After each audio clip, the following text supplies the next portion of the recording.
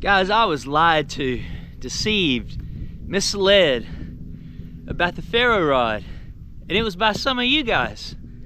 But you know what? I found out the truth about the Ferro rod, and I'm gonna tell you about it, so stick with me.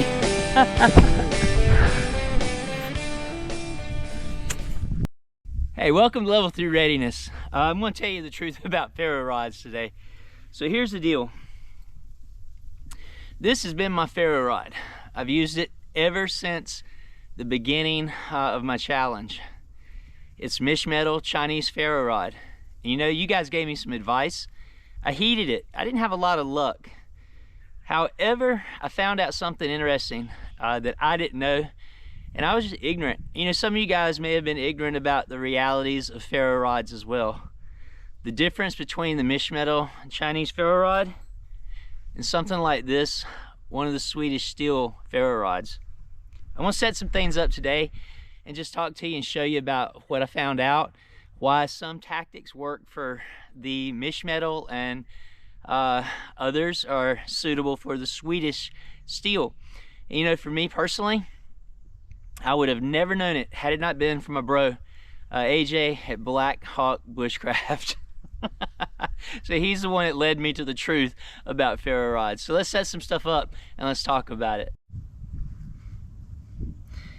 All right, so here's one of my typical tinder bundles that I have fought with in the past. One of the techniques you've seen me do is the throwing sparks on it, hoping to get ignition. And we see how this is oftentimes just very futile, as your sparks are going everywhere where you want them to. So all you guys told me, I've got to pin it down and I have to do this. Now watch this though. You see how I'm not getting much of anything, and in fact, I'm destroying my tinder bundle. My tinder bundle has just tore up. I've just torn my tinder bundle all over the place. So you've also seen me get a fire, and I will, but what happens is I lose a lot of this. Is I'll pin it here and I'll just do a lot of scraping, and I'll get somebody to light, you know, eventually.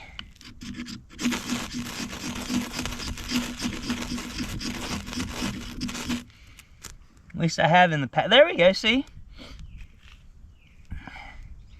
But my tinder bundle is everywhere. It's just not really conducive to an efficient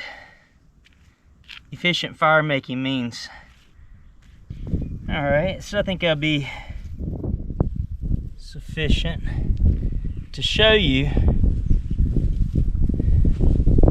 the magic of the Swedish steel, which probably most of you guys are using if you're telling me to plant the Ferro rod. Because I'm gonna just do this, and look at how the sparks just come off of it.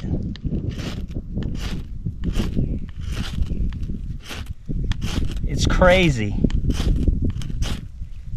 I'm not knocking everything everywhere.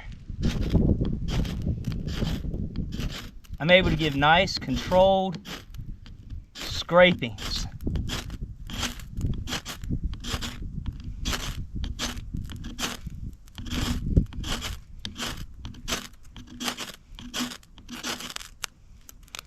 And so I know this is basically what everybody's referring to when they're saying plant it and scrape, nice and controlled. Maybe right in the middle of it. Again, I'm not throwing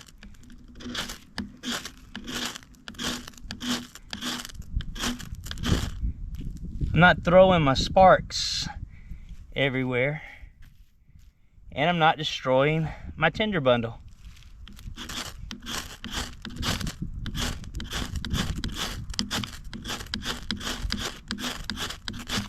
That's all Saw some coming on there. And you'll also notice that the more, like if you don't get your ignition, you get more with it, you know? And I'll admit, that's part of me too, because you don't really have to with this ferro rod here. Okay, we got one going there.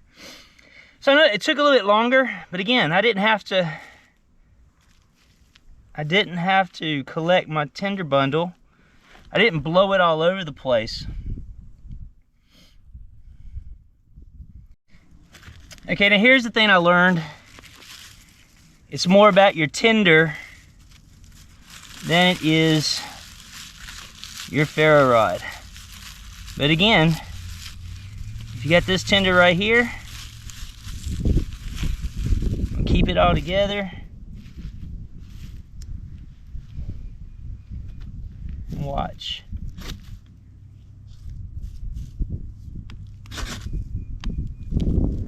One strike, that's who, you know.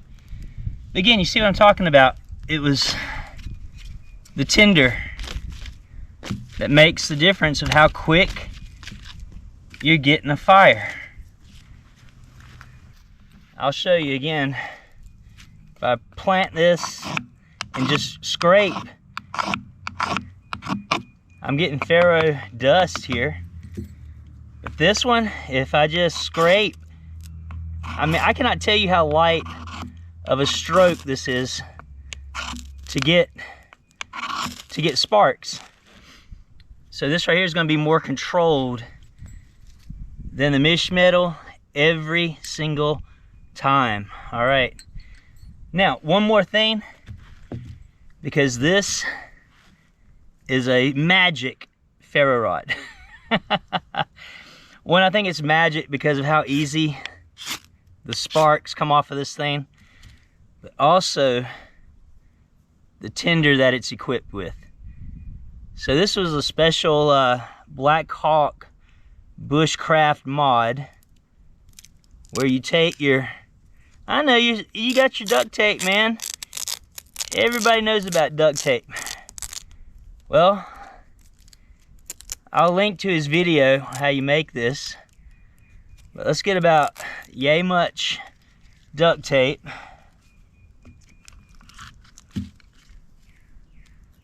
Cut it off right there. And then see the wonder of it all. There is wax paper.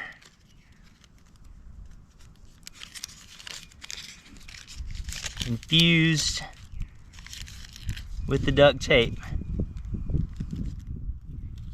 Crazy.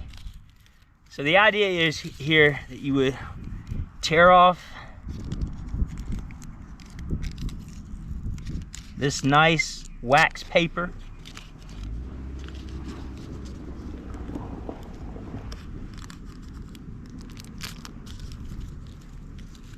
That wind doesn't blow it away.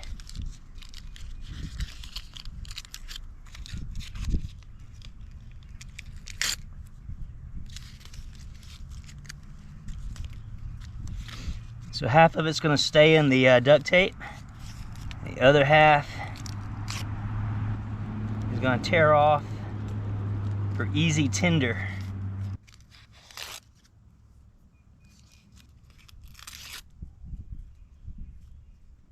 The wind don't blow it away. All right, so we've got our wax paper right here. Cover it up while I'm gonna shred this up a little bit. Then just gonna wad it up. And then gonna put our wax paper right in the bundle. And now we'll get our fire. Now you tell me that's not magic. Ba-boom, ba-boom, ba-boom.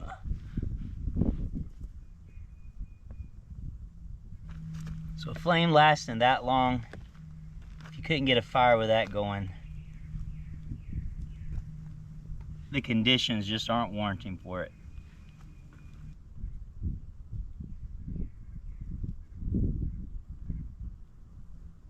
All right, I think it's out. No, it's not out.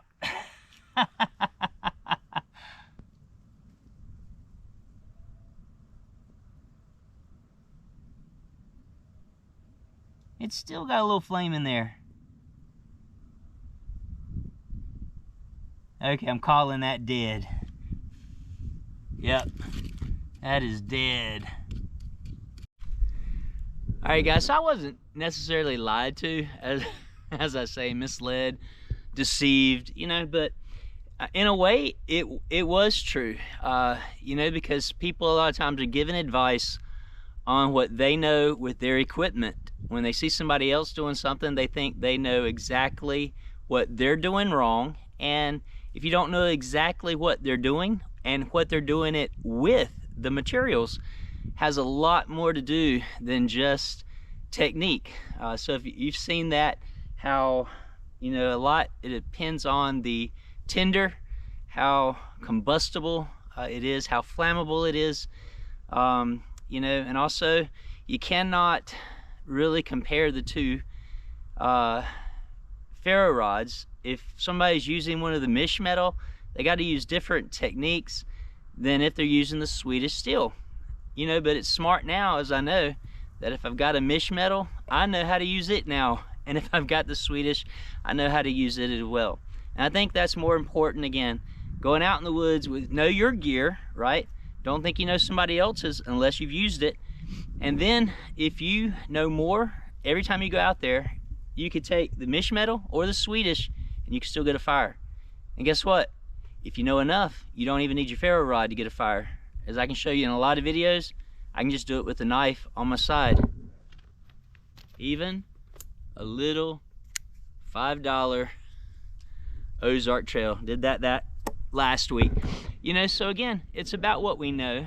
And you know, don't always assume that you know what someone else's problem is, because you may not know their conditions, their materials. You may not know exactly what they're dealing with.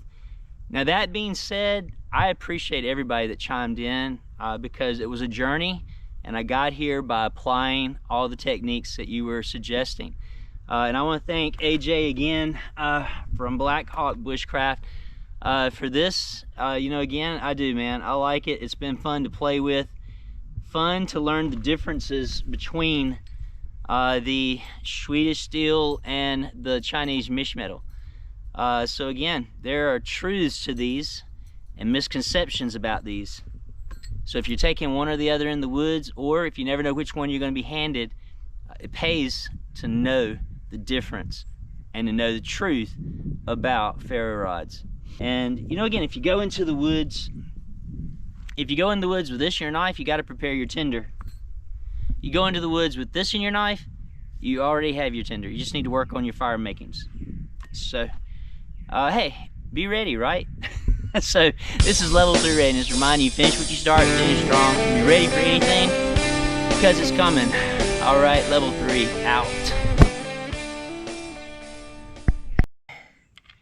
Do this